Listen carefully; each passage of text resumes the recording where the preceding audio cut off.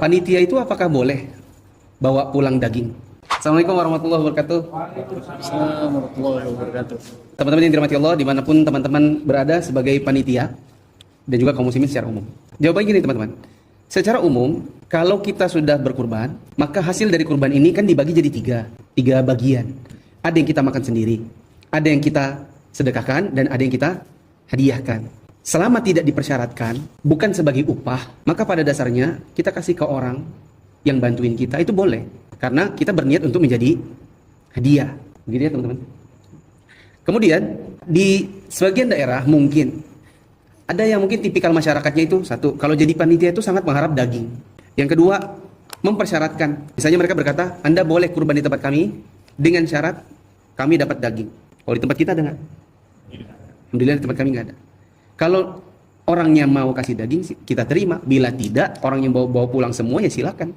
Ya, jadi, kalau di tempat lain mungkin ada yang mempersyaratkan, kami harus dapat.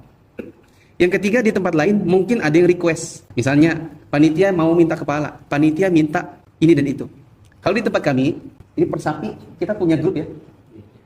Per kurban itu dikasih grup, lalu kemudian koordinatornya nanya, maaf teman-teman yang mau berkurban, mau minta apa? Ada yang mau di request, silakan. Jadi kalau orangnya misalnya, saya minta buntut, saya minta kepala, saya minta paha, itu semua dikasih kepada pengkurban. Sedangkan panitia itu tidak minta apa-apa kalau di tempat kita. Dan di tempat umum yang insya Allah panitia mengerti sunnah. Sehingga kalau nanti misalnya, oh saya mau daging, akhirnya 7 pengkurban misalnya minta daging semua, kepalanya kita terima. Karena mungkin mereka malas bawa pulang kepala sapi gede-gede.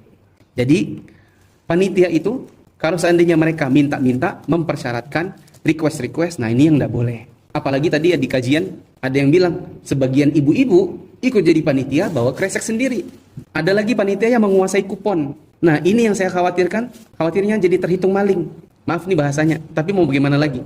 Di sebagian daerah memang begitu. Coba tadi disebutkan apa saja peruntukan yang 3 ini teman-teman? Makan sendiri. Yang kedua, disedekahkan. Ketiga, dihadiahkan. Lah orang bawa kresek sendiri, itu jalurnya apa? Punyanya? Bukan. Apakah dihadiahkan? Loh, dihadiahkan kok sembunyi-sembunyi. Kalau dibilang sedekahkan itu kita biasanya pembagian pakai kupon. Kita dapat sebatas yang diberi saja dengan perhitungannya panitia. Nah, kalau main kresek sendiri, kupon dikuasai, dibagi ke keluarganya, ini kamu nanti antri ya, kamu antri ya.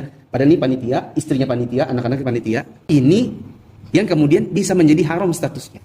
Tapi apakah semua panitia seperti itu? Insya Allah kalau dia ngaji, tidak seperti itu. Alhamdulillah salah satu di Indonesia, kami bilang salah satu, karena kami yakin yang belajar pasti banyak. Kepanitiaan di Masjid Imam Ahmad bin Hanbal,